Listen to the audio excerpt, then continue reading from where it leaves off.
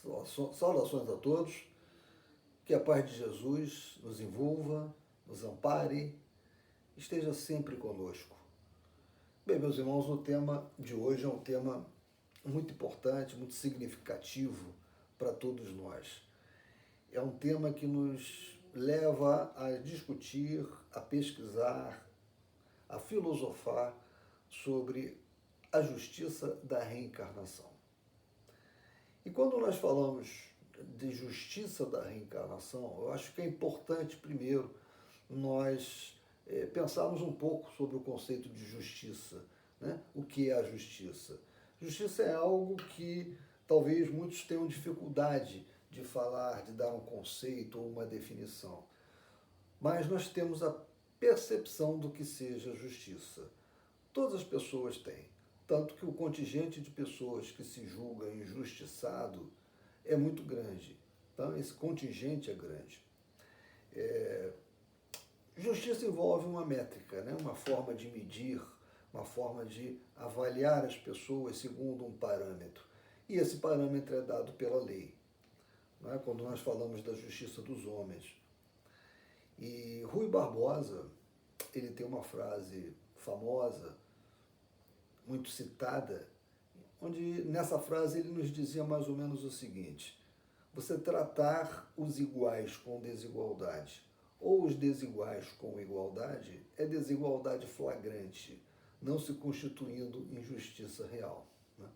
Ou seja, ele estava exatamente apontando para isso, para essa necessidade de nós trabalharmos bem, né, com o código, né, de relacionamentos que está estatuído, né, e a aproximação maior ou menor das pessoas com esse código, para que nós possamos tratar os iguais com um parâmetro correlacionado a eles e os desiguais também com um parâmetro apropriado a eles. Então essa é a ideia. E Deus? Como é que ficamos nós com relação a Deus? Porque nós estamos falando da justiça da reencarnação. Deus também tem as suas leis, são as leis divinas ou naturais. Né? No direito, né, nós temos também uma conceituação interessante de Tomás de Aquino. Tomás de Aquino costumava falar que Deus criou duas grandes leis, a lex universalis e a lex naturalis.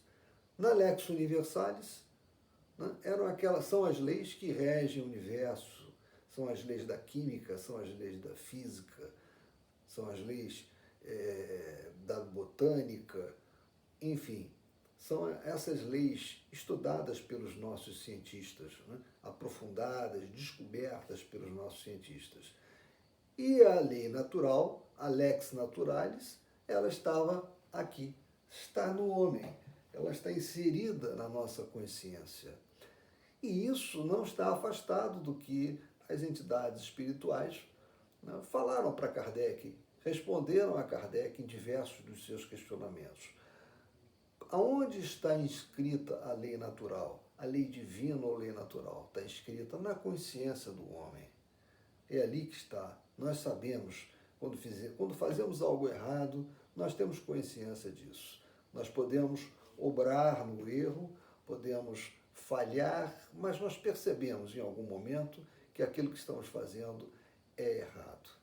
Bem, então eu acho que, visto isso, né, nós sabemos que existem as leis e é importante nós termos a percepção que Deus não irá nos punir porque nós cumprimos ou não cumprimos, seguimos ou não seguimos as suas leis naturais. Na verdade, isso que é chamado de punição não é uma punição. Deus não é um pai que pune. Na verdade, nós temos a responsabilidade pelos desvios de conduta. Nós temos uma lei divina ou natural. Quando nós nos afastamos dela, quando nós não a respeitamos, nós depois temos a responsabilidade inerente ao ato praticado. E por que isso? Porque Deus também nos deu o livre-arbítrio. ele também nos deu condições de avaliar as nossas condutas, decidir entre dois ou mais caminhos, qual daqueles nós queremos seguir. Então, nós temos o livre-arbítrio. Em função do nosso livre-arbítrio, nós tomamos nossas posições, nós tomamos os nossos caminhos. Né? E, ao decidirmos, muitas das vezes, infelizmente, lamentavelmente, nós transgredimos a lei divina ou lei natural. Nós afetamos o direito de um companheiro, nós magoamos pessoas que não mereciam ter sido magoadas por nós, ou seja, nós nos desviamos do caminho que devíamos seguir. E, obviamente, nós não somos punidos por isso, mas nós temos que consertar esse desvio. Nós vamos ter oportunidades e mais oportunidades para podermos ajustar o nosso comportamento. Mas como é que isso aí se dá? Isso se dá numa vida? É claro que não. Né? A vida humana é muito pequena para que nós possamos entender a própria vida. Então, a doutrina espírita nos esclarece, nos fala sobre a pluralidade das vidas. E quando a doutrina espírita nos explica, né, que nós temos inumeráveis, incontáveis vidas, ela está falando isso para nós com base no conceito de espírito. Né? Nós sabemos que somos espíritos. Espírito é o ser inteligente, pré-existente e sobrevivente à matéria. E a ela retorna incontáveis, inumeráveis vezes.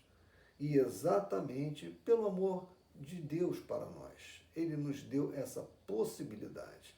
Porque se assim não fosse, como nós iríamos entender as diferenças que existem entre as pessoas, as idiotias, né, os cretinismos, né, as doenças terríveis de nascença que muitos possuem?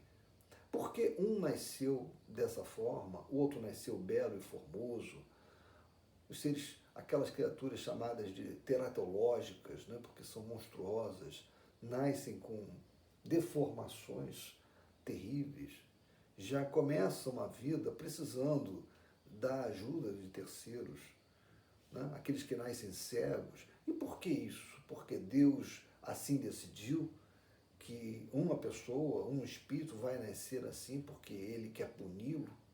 Na verdade, nós sabemos que não. A doutrina espírita nos esclarece que, na verdade, existe uma lei de ação e reação, de causa e efeito. Então, sempre que nós dermos causa a uma dor, a um sofrimento, nós descumprirmos um mandamento das leis divinas ou leis naturais, nós iremos ter que ajustar a nossa conduta, ou nessa vida, ou em vidas posteriores. E, na verdade, o nosso perispírito é como se fosse o nosso processo, como se nós estivéssemos num ambiente do judiciário em que tem os autos do processo, não é assim? É no nosso perispírito que ficam gravados todos os nossos atos, os nossos descaminhos, como também ficam gravados de forma indelével, né, todas as coisas boas que nós fizemos, todo o bem que nós praticamos. Então, nada é perdido. Nós podemos, sim, esquecer momentaneamente o nosso passado, porque também, se assim não fosse, seria muito difícil nós podermos resgatar as nossas faltas, porque as nossas faltas, elas estão relacionadas com outros espíritos, com outras criaturas que conosco já ombrearam o caminhar, já estiveram conosco no passado, e que muitas vezes, né, nós praticamos o mal ou essas pessoas praticaram o mal para nós. Então, a necessidade de nós estarmos com elas, convivendo num ambiente familiar, como é muito comum, né, implica que nós tenhamos esquecimento do passado, para que nós possamos, então, fazer a renovação dos relacionamentos, ajustarmos emocionalmente com esses espíritos, né, e assim podemos, então, praticar o perdão, podemos, então, sairmos daquela área, digamos, de uma área de descumprimento da lei, uma área de desarmonia. Então, a reencarnação é um remédio fantástico, é um remédio que Deus permitiu para que nós pudéssemos, então, resgatar as nossas faltas do passado, porque uma vida é insuficiente para que nós pudéssemos fazer isso, né? É um lapso temporal muito pequeno. Então vejam, a reencarnação, ou seja, a palingenesia, né? O fenômeno palingenético, é que explica, é que nos dá a possibilidade de ver ali a bondade de Deus. Como Deus é bondoso, como Deus é caridoso. Aliás, Deus é eternamente justo e bom. Por ser eternamente justo e bom, Ele nos dá, como Pai amoroso que é, a possibilidade dos resgates das nossas faltas. Porque nós não temos sofrimentos eternos, nós não temos aquelas provas, como se acreditava na Idade Média, né? As provas eternas, vamos para o limbo, vamos para o inferno, purgatório. Nós sabemos que não existe isso, nós sabemos que é o aqui e agora. É aqui no planeta Terra, nesse momento em que nós estamos aqui encarnados, que nós temos que resolver, as nossas dificuldades de relacionamento, o nosso caminhar. Posteriormente será em outro mundo, porque nós sabemos sobre a pluralidade dos mundos habitados, né? Nós evoluímos incessantemente e vamos evoluindo e utilizando mundos mais adequados em função do nosso desenvolvimento. Então, em função disso, veio a pergunta 171, em função dessa questão relativa à justiça da reencarnação. Aonde estaria a justiça da reencarnação? Então, a questão 171 do Livro dos Espíritos, ela trata exatamente desse tema que nós estamos estudando. É uma questão que vale a pena que eu leia para todos um pouquinho, para que nós possamos alinhar o conhecimento. Então, como é que começa essa questão 171? Sobre o que está baseado o dogma da reencarnação. Né? Então, você veja, aqui a pergunta ela já foi muito bem formulada, porque a reencarnação é um dogma, é algo que nós não vamos colocar em questão se ela existe ou não existe. A reencarnação ela é absolutamente necessária, ela é absolutamente concorde com a bondade de Deus. Porque se assim não fosse, se nós não tivéssemos essa oportunidade do retorno a um outro corpo de matéria, um outro escafandro de matéria, como esse que nós estamos usando, para termos novas oportunidades de aperfeiçoamento, de melhoramento, não haveria justiça. E, obviamente, se Deus é eternamente justo e bom, a reencarnação é uma necessidade até lógica. Além do que, a reencarnação já foi, inclusive, provada. Não é? Há vários e vários estudos, relatos, né, sobre a reencarnação, em que se conseguiu comprovar, né, pela lógica, pelos fatos, o fenômeno da reencarnação. Então, a pergunta começa dessa forma, sobre o que está baseado o dogma da reencarnação. Essa foi a pergunta de Kardec. E o que os espíritos explicaram para ele? Sobre a justiça de Deus e a revelação. Né? Essa revelação foi a revelação que a doutrina espírita nos trouxe. Pois repetimos sempre, disseram os espíritos, um bom pai deixa sempre aos seus filhos uma porta aberta ao arrependimento. Não é isso que nós estamos falando? A possibilidade, né, de nós nos arrependermos, de nós resolvermos os nossos problemas. Né? Então vamos lá. Não lhe diz a razão que seria injusto privar para sempre da felicidade eterna todos aqueles cujo progresso não dependeu deles mesmos? Não são todos os homens filhos de Deus? Somente entre os egoístas se encontram a iniquidade, o ódio implacável e os castigos sem perdão. Todos os espíritos, e aí começa Kardec a fazer um esclarecimento, todos os espíritos tendem à perfeição e Deus lhes fornece os meios pelas provas da vida corpórea, mas em sua justiça lhes faculta realizar em novas existências o que não puderam fazer ou concluir numa primeira prova. É exatamente por isso que nos é dado a possibilidade de reencarnarmos, tantas e tantas vezes quantas forem necessárias para o nosso aprimoramento. Existe uma passagem interessante quando perguntaram a Miguel Ângelo sobre aquela famosa estátua de Davi, uma estátua de 4,5 metros, né, talhada na pedra, e como é que ele pensou naquilo, como é que ele trabalhou aquilo ali. Ele disse o seguinte: não, ela já estava ali. Eu simplesmente talhei a pedra. Eu simplesmente fui depurando a pedra, fui ajustando a pedra. Né? E assim somos nós. Esse homem renovado, esse ser novo, esse ser angelical, ele está também. É como se fosse aquela pedra em que Davi usou o seu buril para transformar, Miguel Ângelo usou o seu buril para transformar na estátua de Davi. Não é? Então, esse homem novo está dentro de nós. E mediante o processo ininterrupto das reencarnações, é que nós esse homem novo vai tendo oportunidade de surgir, né, com a melhoria que nós vamos incorporando a cada reencarnação. Nós sabemos, inclusive, que em função do nosso livre-arbítrio, nós prejudicamos muito o nosso perispírito.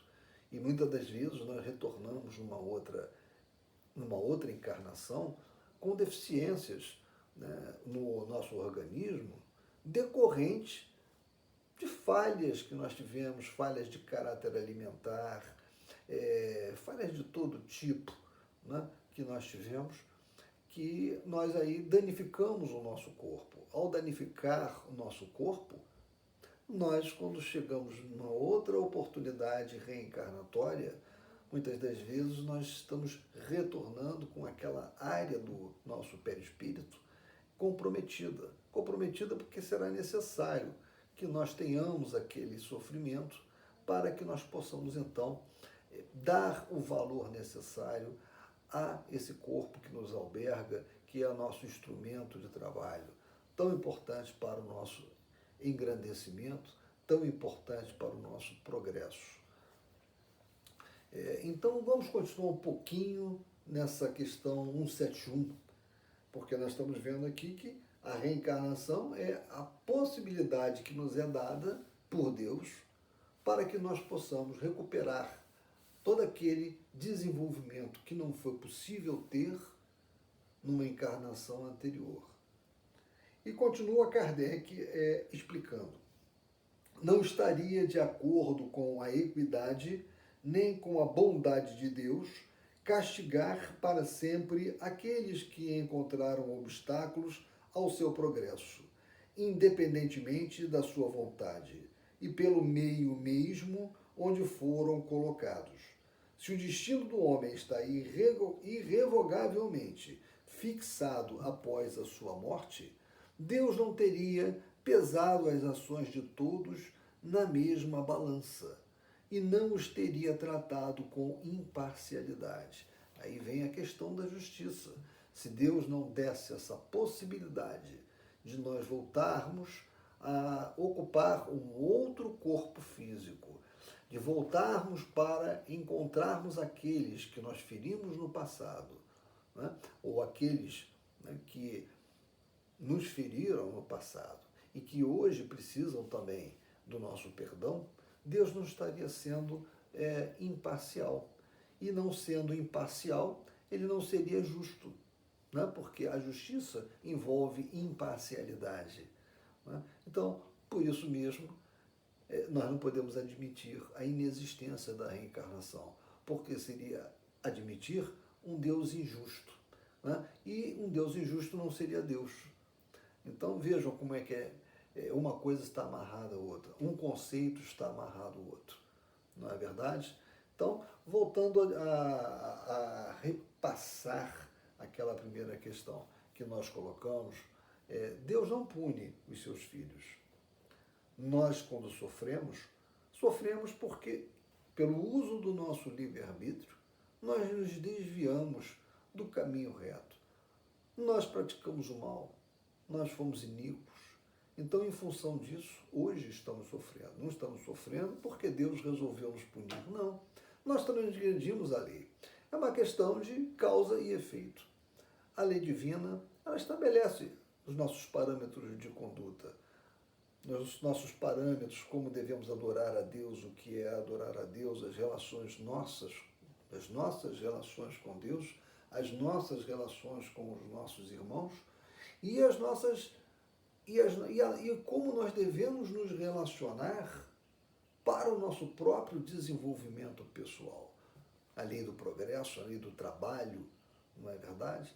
Então, quando nós transgredimos essas leis, que estão na terceira parte do Livro dos Espíritos, nós sofremos.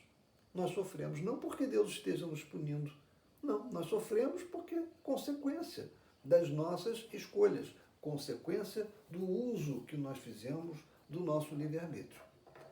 Então, meus irmãos, isso é uma coisa muito importante, porque a justiça divina, ela é pedagógica, né? E acredite, sem o esquecimento que nos é dado quando nós encarnamos, o aprendizado não iria ocorrer, né? Porque como nós iríamos tratar bem de uma pessoa que hoje está na nossa família e que numa outra vida, numa outra encarnação, muitas das vezes nos matou ou destruiu nossos sonhos, ou seja, nos prejudicou fortemente. Então, o esquecimento que nos é imposto numa encarnação, ele é essencial para que nós possamos resolver os nossos impasses do passado. Uma coisa é falarmos da justiça humana. A outra coisa absolutamente diferente é nós falarmos da justiça divina, né? A justiça divina possui caminhos insondáveis por nós, né? Então, já falamos do livre-arbítrio, que é fundamental, que Deus dá a cada um de nós o livre-arbítrio de escolher entre duas ou mais opções aquela que melhor nos interessa. Deus tem as suas leis naturais, tem as suas leis que estão no nosso coração, como São Tomás de Aquino falava, né? Onde está a lex naturalis? Está no nosso coração, dizia Tomás de Aquino. Está na nossa consciência, dizem os espíritos, que trouxeram as mensagens para Kardec, né? As leis divinas ou naturais estão na nossa consciência. Então, a reencarnação, meus irmãos, ele é o maior instrumento da justiça divina, porque ela nos traz de volta ao mesmo lugar do erro, para que nós possamos, então, burilar o nosso espírito, burilar a nossa personalidade. Outra coisa que nós não devemos esquecer, não há injustiçados, né? Deus não pratica injustiça. Então, se algo que hoje está acontecendo para nós é ruim, nos afeta negativamente, vamos procurar a explicação ou no presente, né, nas nossas próprias escolhas feitas no presente, ou vamos tentar, né, perceber que o passado tem muito a revelar sobre tudo isso que está acontecendo. Em algum momento nós vamos relembrar desse passado. E estar encarnado, né, meus irmãos, é nós experimentarmos a suprema fragilidade. Quando nós desencarnamos, aí se nos abre toda a nossa lembrança, né, do passado, nossos conhecimentos adquiridos mediante milênios e milênios de encarnações. Então, quando estamos encarnados, não, esquecemos todo esse passado e estamos realmente muito fragilizados.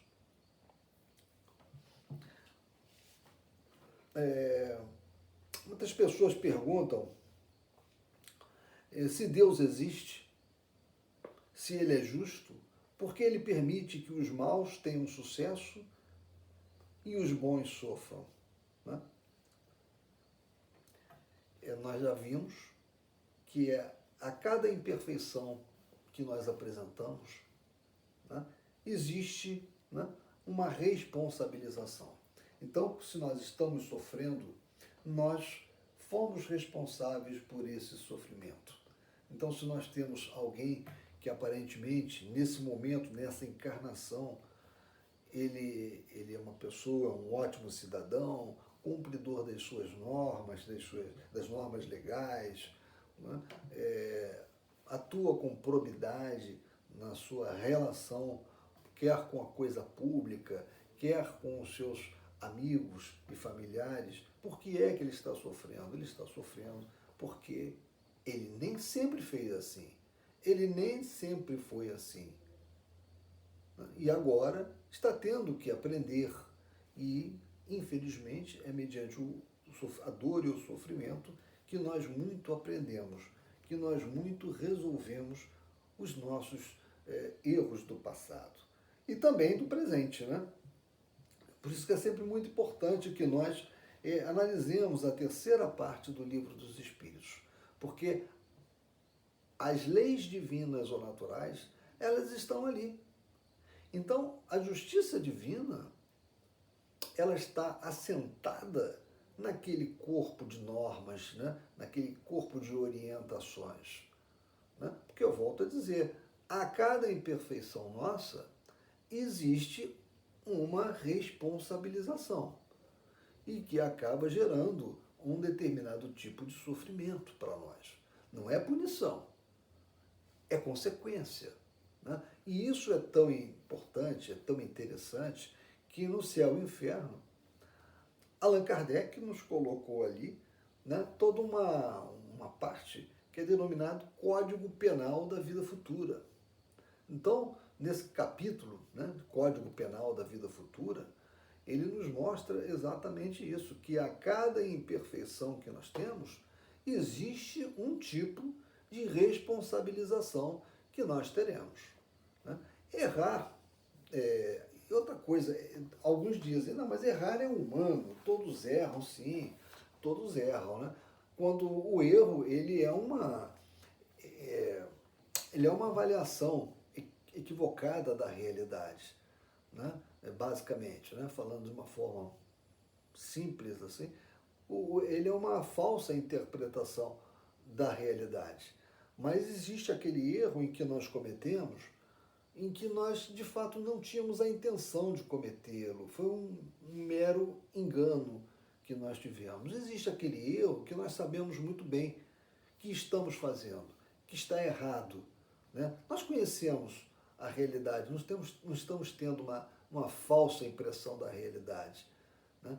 E optamos por fazê-lo, mediante o uso do nosso livre-arbítrio. Aí nós vamos ter, né, uma responsabilização correlacionada a esse erro. Ele foi intencional. Né? Porque Deus não pergunta quem é o culpado, né? Ele pergunta quem é o responsável. Né? Então vamos continuar um pouquinho mais nessa questão 171 do Livro dos Espíritos. Nós estamos numa parte em que Allan Kardec ele comenta essa resposta dada à questão 171, essa resposta que os espíritos deram. Né?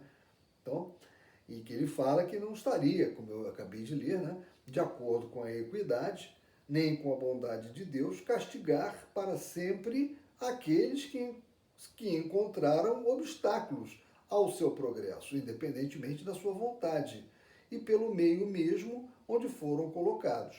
Se o destino do homem está irrevogavelmente fixado após sua morte, Deus não teria pesado as ações de todos na mesma balança e não os teria tratado com imparcialidade. Foi o que nós lemos ainda há pouco. Né? Continuando um pouquinho mais. A doutrina da reencarnação, isto é, aquela que admite para o homem várias existências sucessivas, é a única, vejam bem, é a única, que responde à ideia que fazemos da justiça de Deus em relação aos homens colocados em uma condição moral inferior. A única, e Kardec volta a usar esse termo, né? A única, né? que nos explica o futuro e fundamenta nossas esperanças, pois que nos oferece o meio de resgatar nossos erros através de novas provas. A razão indica essa doutrina e os espíritos nola ensinam. Né? Então ele fala aqui muito da prova, mas nós crescemos não só mediante a prática correta, o enfrentamento correto das provas, mas também das expiações, né? Porque nós temos as provas e as expiações. A prova, qual é a diferença básica? Né? É que na prova nós podemos escolher o meio de prova que nós desejamos. Nós estamos desencarnados e nos é dado a possibilidade de escolhermos o ambiente onde vamos encarnar, o tipo de prova que deveremos passar. Né? Agora, na expiação não. Na expiação foram erros tão fortes, né? tão dramáticos, que a necessidade de reparação ela é objetivamente indiscutível. Você não tem aquela opção, eu vou ou não vou fazer isso, eu vou escolher algo diferente. Não, na expiação nós temos que passar por aquela necessária reparação, por aquele sofrimento reparador. Né? E a prova nos é dado escolher, existe a condição de escolha. Então, finalizando aqui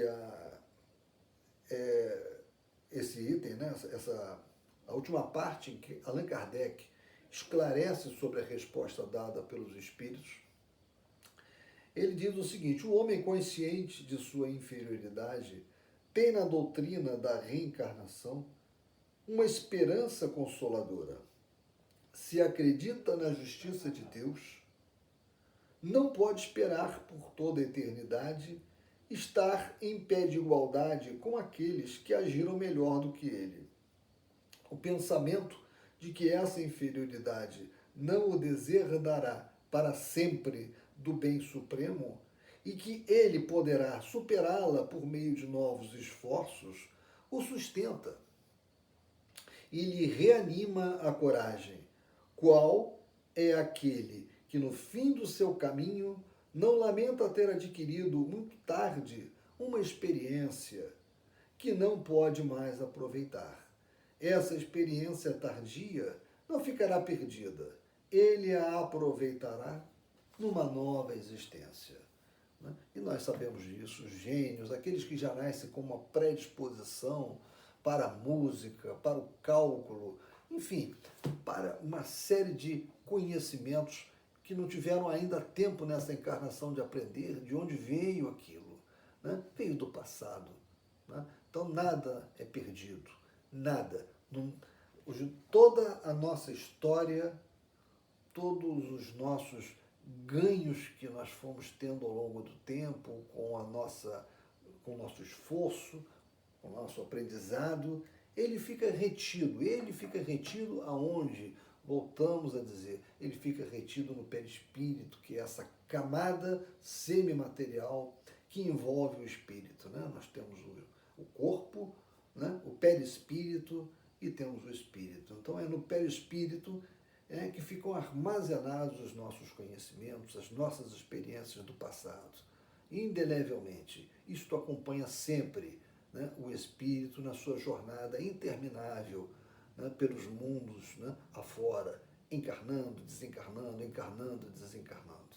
Nós, evidentemente, o nosso perispírito ele vai se depurando, ele vai ficando mais tênue, vai ficando mais eterizado. Porém, não existe uma perda com relação aos nossos conhecimentos. Eles estão corretamente, né, e seguramente armazenados. Como se nós tivéssemos um disco rígido, tivéssemos um pendrive, né, ali com todos os conhecimentos, com tudo armazenado. Bem, meus irmãos, acho que já chegamos no nosso horário, acho que já temos 40 minutos, nos foi informado com relação a necessidade, né, de nós obedecermos esse tempo e é muito importante, né, que nós tenhamos essa observância.